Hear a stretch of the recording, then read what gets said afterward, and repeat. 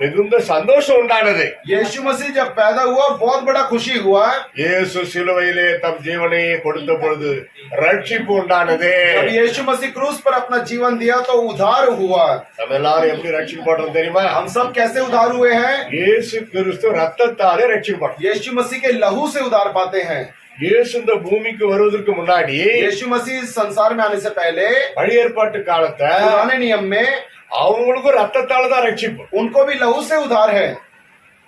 ஆடு, காளை, புறா இப்படி அவங்க வசதிக்கு ஏத்த மாதிரி அதை பலியிடுவார்கள். भेड़, बकरी या कबूतर जो जो उनसे हो सकता है उसके द्वारा वो बलि देते थे। பெரிய பணக்காரனா இருந்தா காளையை கொண்டு வந்து அந்த தலை மேல கையை வச்சு இவன் பாவமெல்லாம் அது மேல போயிடணும், அதை பலியிடுவார். जो ज्यादा बड़ा अमीर होता था वो भेड़ या बकरी को लाके उसके ऊपर हाथ रख के वो जो पाप है वो सारा दूर हो जाए। இப்ப அப்படி செய்ய வேண்டிய அவசியம் இல்ல. अब वो सब करने की जरूरत नहीं है। கொஞ்சம் மீடியமா இருந்தா ஆடு, अगर थोड़ा कम है तो भेड़। பாவம் செஞ்சுட்டு அவன் கையை அந்த ஆடு மேல வச்சு जो पाप कर दिया वो अपने हाथ को भेड़ के ऊपर रखकर, ஆண்டவரே நான் பாவம் பண்ணிட்டேன், என் பாவமெல்லாம் அந்த ஆட்டுக்குட்டி மேல போயிட்டோம், परमेश्वर मैंने पाप कर दिया, मेरे पाप ये भेड़ के ऊपर चला जाए, அதை பலியிடுவார். वो बलि देते थे। அது கூட வாங்க முடியாத ஏழைப்பட்டவங்க புறா குஞ்சுகளை பலியிடுவார். जो वो भी नहीं ले सकते थे गरीब लोग वो कबूतर को लेते थे। அது கூட முடியலையா, ரொம்ப பரமையான அந்த மெல்லிய மாவு அத கொண்டாந்து படைப்பார்கள் ஆசரிப்பு கூடாரத்துல. उससे भी जो नहीं ले सकते वो एक आटा का टुकड़ा लाके वो एक याजक के पास देते थे। இது எத்தனை நாளைக்கு இருந்ததுன்னா கொஞ்ச நாள் தான் இருந்தது. ये कितने दिन रहा? थोड़े दिन रहा। தேவனாகி கர்த்தர் பார்த்தாரே அதெல்லாம் நிறுத்துமா, அது சரியில்லைன்னு நிறுத்திட்டார். परमेश्वर ने देखा ये सब सही नहीं है, इसे बंद कर दो। அப்புறம் மனசாட்சியே வச்சார். उसने अपने मन को रखा। எவனாவது தவறு பாவம் அக்கிரமம் பண்ணிட்டா ஆண்டவர்கிட்ட டைரக்டா அப்பா, அப்பெல்லாம் இயேசு வராத காலகட்டம், ஆண்டவரே யெகோவா தேவனே என் பாவத்தெல்லாம் மன்னியும் அவன் கேட்கணும், அழணும். परमेश्वर ने फिर रखा जो पाप करे, हे पिता, हे परमेश्वर यहोवा मेरे पाप को क्षमा कर। தன் பாவங்களை மறைக்கிறவன் வாழ்வடைய மாட்டான். जो अपने पाप को छुपाता है वो जी नहीं सकता। அவற்றை அறிக்கை செய்து விட்டு விடுகிறவன் இரக்கம் பெறும். जो उसे मान लेता है, उसे अंगीकार करता है, वो उद्धार पाएगा। இந்த வசனம் புதிய ஏற்பாட்டுல கிடையாது. ये वचन नया नियम में नहीं है, பழைய ஏற்பாட்டுல உண்டு, पुराने नियम में है। அப்ப அது அழகா சொல்றாரு, அறிக்கை இட்டுட்டு விட்டுரு, उसे अंगीकार करके छोड़ दो। இப்படிதான் ஆண்டவர் கொஞ்சம் கொஞ்சமா படிப்படியா லகுவாக்கி கொண்டே வந்தார். यीशु मसीह परमेश्वर ने धीरे धीरे धीरे करके ये सब लाया। அதுக்கப்புறம் பிதாவுக்கும் குமாரனாகிய இயேசுவுக்கும் ஒரு கருத்து பேசி முடிவு பண்ணாங்க. फिर ये परमेश्वर और पुत्र से एक बात करके एक समय पे आए। தன்னுடைய ஒரே பேரான குமாரனாகிய இயேசுவை பிதாவானவர் இந்த பூமிக்கு நமக்காக பலியாக அனுப்பினார். अपने इकलौते पुत्र यीशु मसीह को हमारे लिए एक बलि के रूप में भेजा। இயேசு கிறிஸ்து நமக்காக சிலுவையில் அறையப்பட்டார். यीशु मसीह हमारे लिए वो क्रूस पर बलिदान हुआ। துக்கமான காரியம், ஆனால் அது ரட்சிப்பு கொடுத்ததுனால நமக்கு இது சந்தோஷமாய் மாறி. एक दुख का कार्य है पर हमारे को वो उद्धार का कारण बना, इसलिए वो खुशी है। சிலுவையின் உபதேசம் இல்லாமல் கிறிஸ்தவமே கிடையாது. जो क्रूस का जो उपदेश है उसके बिना मसीहत नहीं है। சிலுவை தான் நம்மள மீட்கிறது. அது அறையப்பட்ட இயேசு ரட்சகராய் நமக்கு மாறிவிட்டார். जो क्रूस पर बलिदान हुआ वो यीशु मसीह हमारे लिए उद्धार का कारण बना। அதான் குட் ஃப்ரைடே அப்படின்னு நம்ம தியானிக்கிறோம். इसीलिए हम गुड फ्राइडे करके हम देखते हैं। இயேசு சிலுவையிலே தொங்கின பொழுது அவர் சொன்ன 7 வார்த்தைகள் 4 சுவிசேஷத்துல இருந்து அதை கண்டுபிடிச்சு 3 மணி நேரம் தியானம் பண்றாங்க. जो यीशु मसीह ने क्रूस पे से 7 बात कहे, वो 7 बातों को हम देखते हैं उस दिन। நமக்கு அது நற்செய்தி தானே? वो हमारे लिए सुसमाचार है कि नहीं? இனி நம்மள அர்ப்பணிக்கணும், அதான் பலி. ஆண்டவர் अपने आप को अंगीकार करना है, वही एक बलि है। மகனே உங்க சரீரம் தான் எனக்கு ஆலயம். वो कहता है बेटा तुम्हारा जो शरीर है वही मेरा मंदिर है। சரீரமாகிய உன்னுடைய சரீரத்துல இருக்கிற இருதயத்துல நான் வசிக்க விரும்புகிறேன். तुम्हारे शरीर में जो हृदय है उस हृदय में मैं रहना चाहता हूँ।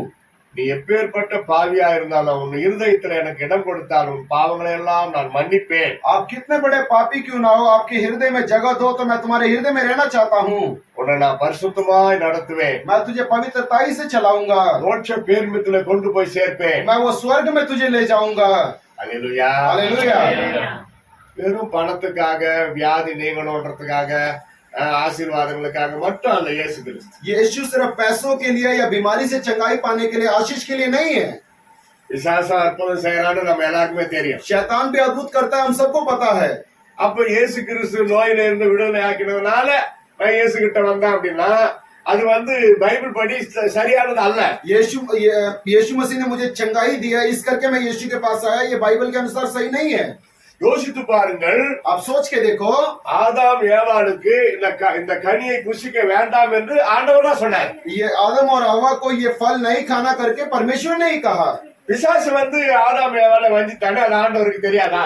क्या जब शैतान आके उनको भरमाया, क्या परमेश्वर को पता नहीं है? தெரியும், पता है, அனுமதித்தார். पर अनुमति दिया। சாத்தானுக்கு வல்லமை கொடுத்தது யாரு? शैतान को सामर्थ किसने दिया? ஆண்டவர் தான். परमेश्वर ने दिया। ஆண்டவர் சாத்தானுக்கு கிள்ளி கொடுத்த வல்லமை, परमेश्वर ने वो शैतान को कैसे काट के थोड़ा सा दिया, நமக்கு அள்ளி கொடுத்த வல்லமை. हमें ज्यादा दिया है, ஆனா நம்ம ஜெயிக்கணும். इसलिए हम जीतना है, நோய்களுக்காக மட்டுமல்ல, सिर्फ बीमारी के लिए नहीं। எத்தனையோ இடத்துல விக்கிரக ஆராதனை பண்றவங்களுக்கு கூட அற்புதம் நடக்குது. इतने जगह मूर्ति पूजा करने के जगह पे भी एक अद्भुत होता है। நன்றாக கவனியுங்கள், ध्यान से सुनिए। நிறைவானது வரும்பொழுது குறைவானது தானா ஒழிந்து போகும். जो संपूर्ण जब आता है, जो कमी है वो दूर हो जाता है। நம்ம என்ன பண்றோம்? हम क्या करते हैं? சத்தியத்தை அறியாம हम जो सच्चाई नहीं जानते, விக்கிரகத்தை ஒழிங்க, जब मूर्ति पूजा कम करो, ऐसे सोचते हैं। நிறைவான இயேசு நம்ம உள்ளத்துல வந்தா, जब संपूर्ण यीशु हमारे अंदर आएगा, நம்ம போய் இயேசு பத்தி அறிவிக்கிறப்போ, हम यीशु के बारे में बताते समय, அந்த நிறைவான ஒளியாகி இயேசுவை சொல்றப்போ, वो यीशु के बारे में बताते समय குறைவானது தானா ஓடி போயிடும். जो कम है वो दूर भाग जाएगा।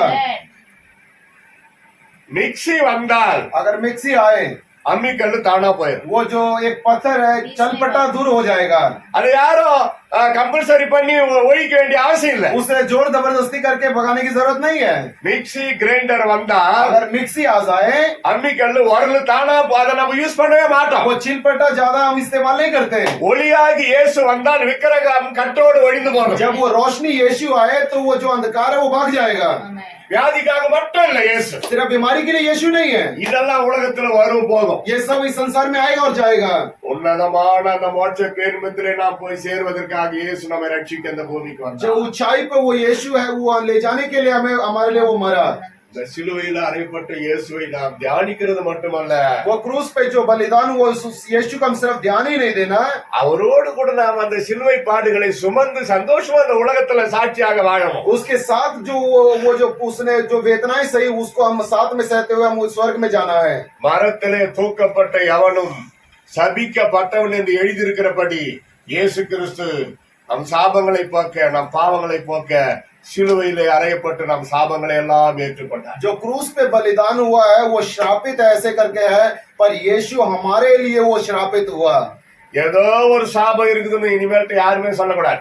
मेरे ऊपर कोई श्राप है ऐसा कोई नहीं बोलना है। உங்கள் சாபங்களை எல்லாம் இயேசு சிலுவையிலே சுமந்து விட்டார். आपके जो श्राप है वो यीशु ने उस सह लिया है। உங்கள் தாத்தா பாட்டி பாவத்தின் சாபம், உங்க பெற்றோரின் பாவத்தின் சாபம், உங்க பிள்ளைகளின் பாவத்தின் சாபம், உங்களுடைய பாவத்தின் சாபம் இயேசு சிலுவையிலே சுமந்து விட்டார். आपके दादा दादी के जो श्राप है, आपके माता पिता का श्राप है, आपके बच्चों का श्राप है, आपका जो श्राप है वो यीशु मसीह ने ले लिया है। அதனால நீங்க நெஞ்சு மேல கை வைத்து நான் சபிக்கப்பட்டவன அல்ல, I am a blessed person அப்படி சொல்லணும். आप अपने सिरे पे हाथ रख के मैं श्रापित नहीं हूँ, मैं आशीषित हूँ, ऐसे कहना है। கண்ணாடியில உங்க முகத்தை பாக்குறப்போ, आप जब चेहरों का अपने शीशे में अपने चेहरे को देखो, இது பாருங்க கண்ணாடி இருக்குது, जो शीशा है என் முகத்தை நான் பாக்குறேன், अपने चेहरे को देख रहे हैं, you R A blessed person அப்படி சொல்லணும். आप आशीषित हैं ऐसे कहना है। ஏன் தான் நான் பிறந்தனும், क्यों मैं पैदा हुआ, உனக்கு கொஞ்சம் வெள்ளையா இருந்தா நல்லா இருந்திருக்கும், थोड़ा सा गोरा होता तो अच्छा होता, உனக்கு கொஞ்சம் உயரமா இருந்தா நல்லா இருந்திருக்கும், थोड़ा और लंबा होता तो अच्छा होता, நான் ஏன் தான் கருப்பா பிறந்தனும் मैं क्यों काला पैदा हुआ, அப்படி சொல்லவே கூடாது. ऐसा कभी नहीं बोलना चाहिए। உங்களுக்கென்று ஒரு தனி அழகை ஆண்டவர் வைத்திருக்கிறார். परमेश्वर ने आपको अलग सुंदरता दिया है। நாம் ஒவ்வொருவரும் ஆண்டவர் பார்வையில அழகானவர். हम सब परमेश्वर की नजर में सुंदर हैं, ஏனென்றால் நமக்குள்ள இயேசு வாழ்கிறார். क्योंकि यीशु हमारे अंदर जीता है। நீங்கள் தான் தேவனுடைய ஆலயம். आप परमेश्वर का मंदिर हो। Hallelujah, hallelujah. those who are very happy say hallelujah. कौन खुश है हालेलुया बोलेंगे? हालेलुया. மூன்றாவது விசேஷித்த ஒரு நற்செய்தி, तीसरा एक मुख्य सुसमाचार, வெளிப்படுத்தல் 1:18. प्रकाशित वाक्य 1:18। மரித்தேன், मर गया, ஆனாலும் இதோ சதா காலங்களிலும் நான் உயிரோடு இருக்கிறேன். पर मैं सदा के लिए जीवित हूँ। மரணத்திற்கும் பாதாளத்திற்கும் ஒரு திறவுகோலை நான் உடையவராயிருக்கிறேன். मृत्यु और अंधलोक की कुंजियां मेरे पास हैं। அல்லேலூயா. हालेलुया। அப்படின்னா என்ன? இது மூணாவது நற்செய்தி தெரியுமா? इसका तीसरा सुसमाचार क्या है? இயேசு உயிரோடு எழுந்தாரே. यीशु जी उठा है। அல்லேலூயா. हालेलुया। யோசித்து பாருங்க. இந்த வசனம் ஒரு முறை வாசிச்சலாம் இல்ல எல்லாரும் படிங்க.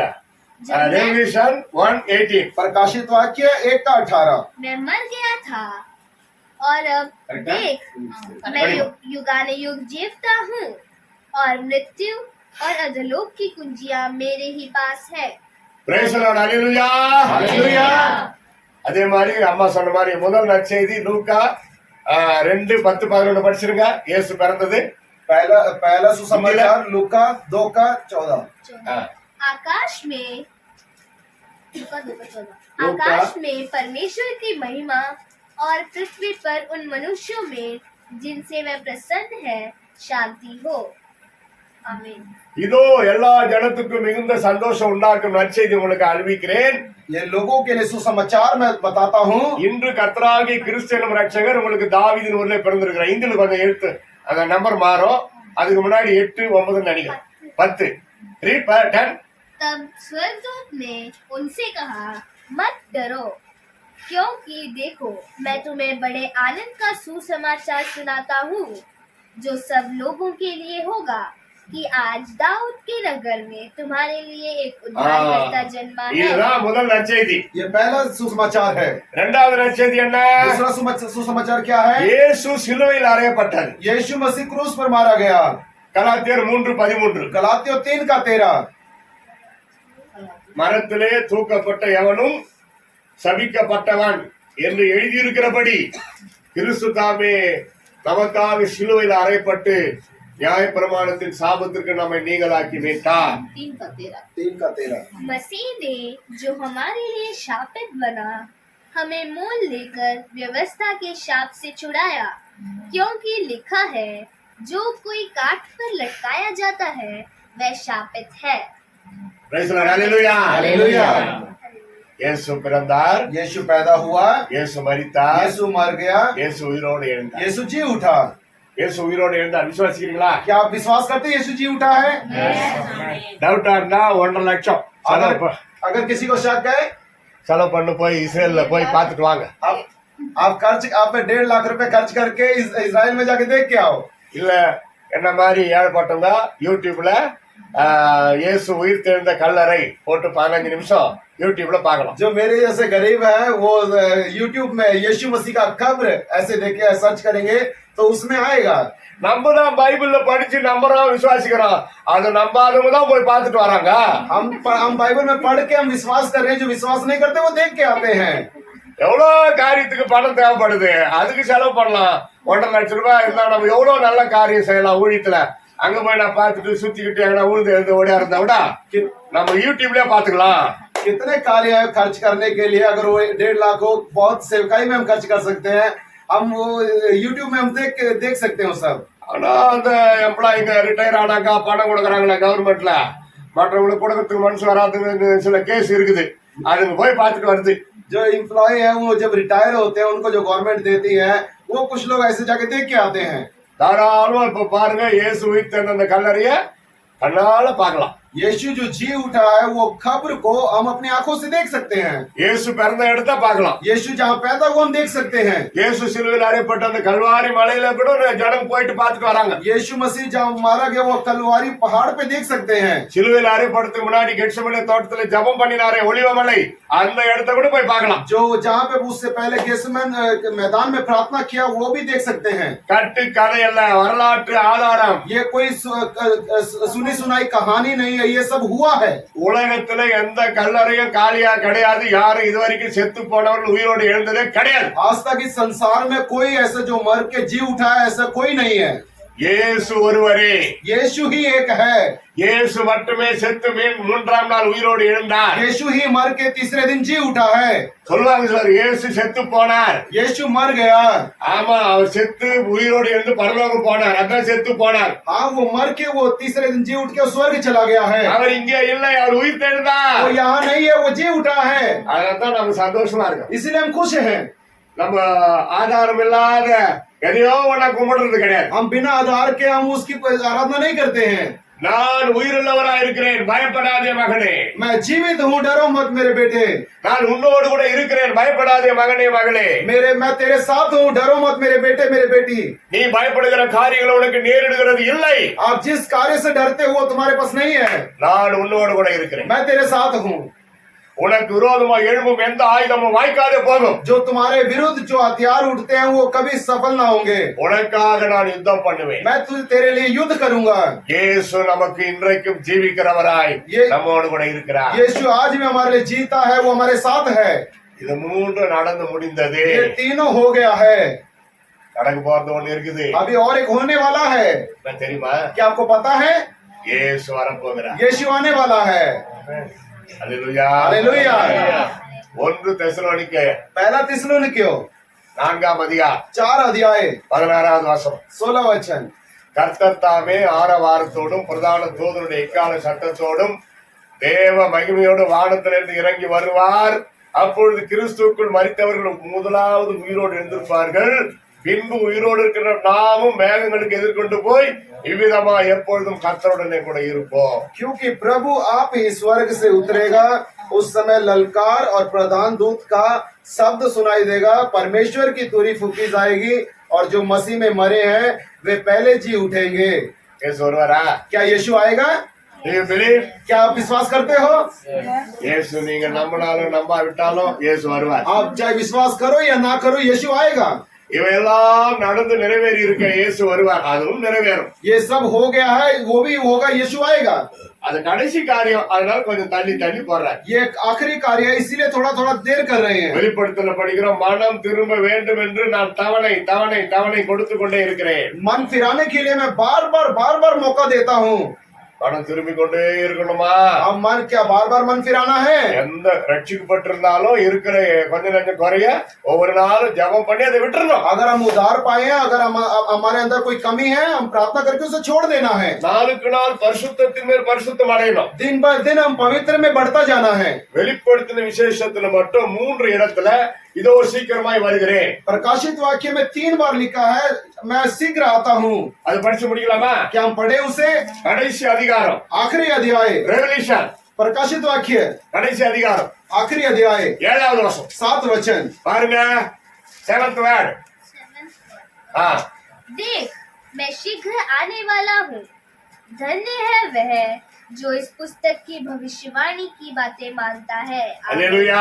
அல்லேலூயா. பாருங்க, இந்த வார்த்தையில இதோ சீக்கிரமா வருகிறேன்னு சொல்லிட்டு அதே நம்பர்ல இந்த இந்த தீர்க்க தரிசன வசனத்தை கை கொள்கிறவர் பாக்கியவான். देखो इस वचन में लिखा है, देख मैं शीघ्र आने वाला हूँ, धन्य है जो इस भविष्यवाणी की पुस्तक पे बातें मानता है। நன்றாக கவனிங்கள். आप ध्यान दीजिए, இந்த பரிசுத்த வேதம் படிப்பதற்கு மட்டுமல்ல, கடைபிடிப்பதற்காக. ये जो बाइबल है ये सिर्फ पढ़ने के लिए नहीं है, इस पे चलने के लिए है। சிலர் பாத்தீங்களா படிக்க மாட்டாங்க, கட்டி புஷுன்னு அவ்வளவு பக்தியா. कुछ लोग पढ़ते नहीं है पर ऐसे रखते हैं। பரவாயில்ல, அது ஒரு அன்புக்காக செய்யுங்க, தப்பு இல்ல. प्रेम के लिए करते अच्छा है, அதை காட்டிலும் அதை படிக்கணும், அதான் முக்கியம். उससे ज्यादा इसे पढ़ना है। படிக்கிறது மட்டும் இல்ல, அந்த வசனத்தை கடைபிடிக்கணும். सिर्फ ये पढ़ना ही नहीं है, इसके द्वारा चलना भी है। சிலர் பார்த்திருக்கீங்களா? कुछ लोग देखे हो क्या? படிச்சுக்கிட்டு இருப்பாங்க, ராத்திரி பார்க்கலாம். वो पढ़ते ही रहते हैं। ஜபம் 5 மணி நேரம், 8 மணி நேரம், 10 மணி நேரம் உபாச ஜபம் பண்ணுவாங்க. प्रार्थना 5 घंटे 10 घंटे उपवास की प्रार्थना करते हैं। ரொம்ப சந்தோஷம். அப்படிப்பட்டவங்களை நான் ரொம்ப மதிக்கிறேன். बहुत खुशी है, उन ऐसे लोगों को बहुत इज्जत करता हूँ मैं। அந்த நீ படிக்கிற அந்த வசனத்தின் படி நீ வாழ்கிறாயா? क्या आप जो पढ़ रहे हो उसके द्वारा आप चलते हो?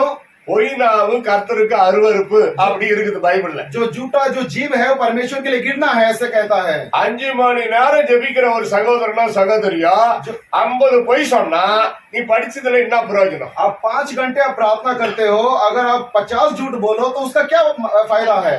விபச்சாரம் ஒரு பயங்கரமான பாவம், கர்த்தர் அதை அருவருக்கிறார், அப்படிப்பட்டவங்க நரகத்துக்கு போவாங்கன்னு இருக்குது. व्यभिचार जो है परमेश्वर की नजर में घृणा है, जो करता है वो नरक में जाएंगे, ऐसा लिखा है। நீ ராத்திரி பகலா பைபிள் படிக்கிறா, ஆனா அந்த பாவத்தை செய்யறப்போ எப்படி நீ பைபிள் வசனத்தை கடைபிடிக்கிறாய் என்ற அர்த்தம்? आप दिन भर रात भर बाइबल पढ़ते हो पर आप वो व्यभिचार की बातों पे चलते हो, आप कैसे स्वर्ग जाओगे? அதனால்தான் இயேசு சொல்றாரு, இந்த வசனங்களை, தீர்க்க தரிசன வசனங்களை கை கொள்ளுகிறவன் பாக்கியவான். इसीलिए यीशु कहता है जो इस भविष्यवाणी की पुस्तक पे बातें मानता है वो धन्य है।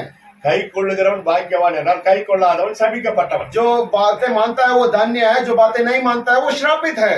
அதே அதிகாரம் 12வது வசனம் பாரு. उसी अध्याय 12 में देखो, சீக்கிரமாய் வருகிறேன், मैं शीघ्र आता हूँ, அவன் கிரியைக்கு நான் அளிக்கும் பலன் என்னோடு கூட வருகிறேன். उनके फल काम के अनुसार मैं फल देने के लिए आता हूँ। 12. देख मैं शीघ्र आने वाला हूँ हाँ. और हर एक के काम के अनुसार बदला देने के लिए प्रतिफल मेरे पास है। இங்க கவனித்தீர்களா? क्या आप ध्यान दिए हो? சீக்கிரமாய் வருகிறேன் என்று அதே வார்த்தை சொல்லிட்டு मैं शीघ्र आता हूँ वही बात कहकर அதே நம்பர் கொடுக்கப்பட்ட வசனத்துல वही नंबर दिए वचन में அவன் கிரியைக்கு हर एक के काम के अनुसार நான் பலன் அளிப்பேன். मैं बदला दूंगा। அதனாலதான் ஏழைங்களுக்கு ஏதாவது ஹெல்ப் பண்ணணும்னு சொல்றது. इसीलिए गरीब को कुछ मदद करने के लिए कहते हैं। நன்மை செய்து பழகுங்கள். अच्छा अच्छा करके आप जिए। நன்மை செய்யாவிட்டால் பாவம் வாசற்படியில படுத்திருக்கும். अगर हम अच्छा ना करें तो जो पाप है हमारे दरवाजे पे लेटा होगा। இதத்தான் கிரியை. यही क्रिया कार्य है। கர்த்தருக்காக ஏதாவது செய்யணும். हम परमेश्वर के लिए कुछ करना है। கர்த்தருடைய ஊழியத்துல இறங்கி போதகரோடு இணைந்து ஏதாவது செய்யணும். परमेश्वर के दास सेवक पास्टर के साथ हम मिलके कुछ करना है। கைப்பிரதில பின்னாடி நம்ம சர்ச்சை சீல் போட்டு ஒரு வாரத்துக்கு ஒரு 10 கைப்பிரதியாவது யாருக்காவது கொடுக்கணும். जो चर्च में कुछ जो टैक्स देते हैं वो हम 10 लोगों को कुछ को बांटना है। தெரிஞ்சவங்களுக்கு இயேசுநாதருடைய அன்பை பற்றி சொல்லி சர்ச்சுக்கு கொண்டாடணும். जो जिन लोगों को आप जानते हो वो यीशु के बारे में बता के चर्च में लाना है। இதற்கு பெயர் தான் கிரியை. इसी का नाम है कार्य। நீங்க என்னதான் கஷ்டப்பட்டு உழைச்சி நீங்க தானே சம்பாதிச்சு சாப்பிடுறீங்க, அப்ப மற்றவங்களுக்கு என்ன செய்யறீங்கன்றார் ஆண்டவர். आप कितना भी कष्ट करके आप अपने लिए जी रहे हो, आप दूसरों के लिए क्या कर रहे हो? அதுல இருந்து கொஞ்சம் ஆண்டவருடைய நாம மகிமைக்காக செலவு செய்யும். उसमें से कुछ हम परमेश्वर के नाम के महिमा के लिए खर्च करें। பரலோகத்துல ஆண்டவர் அதிக ஆசீர்வாதம் வைத்திருக்கிறார். स्वर्ग में परमेश्वर ज्यादा आशीष रखा है। ஆத்துமாக்களை ஆதாயப்படுத்திக் கொள்ளுகிறவர்கள் ஞானவான்கள் என்று ஆண்டவரே சொல்றார். जो आत्मा को जो कमाते हैं वो धन्य है, ऐसा कहता है, ज्ञानवान है। அதே அதிகாரத்துல 20வது வசனம் பாரு. उसी अध्याय में 20 वचन देखेंगे। இவைகளை சாட்சியாக அறிவிக்கிறவர் மெய்யாகவே நான் சீக்கிரமாய் வருகிறேன் என்கிறார். ஆமென். கர்த்தராகிய இயேசுவே வார். जो इन बातों की गवाही देता है वह यह कहता है, हाँ मैं शीघ्र आने वाला हूँ। आमीन। हे प्रभु यीशु आ। அல்லேலூயா. हालेलुया। இந்த ஒரு அதிகாரத்துல பாருங்க 3 இடத்துல இயேசு கிறிஸ்து அருமையா தன்னுடைய வருகை பற்றி அவ்வளவு அருமையா சொல்றார். इस एक अध्याय में 3 बार यीशु मसीह अपने आगमन के बारे में बता रहे हैं। அந்த புத்தகத்தை எழுதின யோவான் ஆமென் கர்த்தராகிய இயேசுவே, அதே பாருங்க அதே நம்பர் கொடுக்கப்பட்ட வசனத்துலதான், அடுத்த நம்பர் கிடையாது. இயேசு சொல்லி முடிக்கிறாரு, அதே குரல், அடுத்த குரல் யாருது? दिव्य वासकनागिए योवानुடைய குரல். ये वचन कहा है, इस वचन में जो यीशु मसीह 3 वचन में कहे हैं, अलग वचन ने उसी वचन में यूहन्ना कहता है, हाँ आमीन। இதோ சீக்கிரமா வருகிறேன்னு ஆண்டவர் ஏன் சொல்றப்ப, ஐயோ இப்ப வானா கொஞ்சம் தள்ளி வாங்க அப்படின்னு அவர் சொல்லல. ஆமென் கர்த்தராகிய இயேசுவே வாரும். यीशु मसीह कहते हैं मैं शीघ्र आता हूँ, वो ऐसा नहीं कहा परमेश्वर थोड़ा लेट आओ, वो कहता है आमीन। பாருங்க இயேசு உயிர் தேர்ந்து பரலோகம் போய் கொஞ்ச நாள் தான் ஆச்சு, ஆனா அதுக்கே அவங்களுக்கு எப்படா இயேசு வரப்போறாருன்ற ஒரு ஏக்கம் வந்து சீக்கிரமா வர சொல்லி அந்த காலத்திலே சொல்லிட்டாங்க. यीशु मसीह स्वर्ग जाके थोड़े ही दिन हुआ था, पर वो यीशु मसीह दोबारा आने के लिए उसी समय पे जो यूहन्ना ने कह दिया, हाँ प्रभु जल्दी आ जाओ। அந்த காலத்துல இயேசு வந்துட்டு இருந்தா நம்ம எல்லாம் பிறந்திருக்க போறது இல்ல. अगर उस समय यीशु आ जाते तो हम सब पैदा नहीं हुए होते। அப்பே அக்கௌண்ட் கிளீனா முடிச்சிட்டு பரலோகத்துல எல்லாரும் இருந்திருப்பாங்க. उसी समय अकाउंट सारे क्लियर करके हम सब स्वर्ग में होते। இப்ப நம்ம பிறந்து இந்த உலகத்துல இருக்கிறோம், நம்ம இயேசுவை பற்றி கேள்விப்பட்டு இயேசு கிட்ட வந்துட்டோம், நம்ம அவருடைய வருகைக்கு ஆயத்தமா இருக்கிறோம். हम सब पैदा हुए, हम सब इस संसार में यीशु के पास हम आ गए, हम सब यीशु के लिए इंतजार कर रहे हैं उसके आगमन का। இயேசுவின் வருகைக்கு ஆவலோடு காத்திருக்கிறவர்கள் பாக்கியவான்கள். जो यीशु मसीह के लिए इंतजार करते हैं उसके आगमन का, वो सब धन्य है।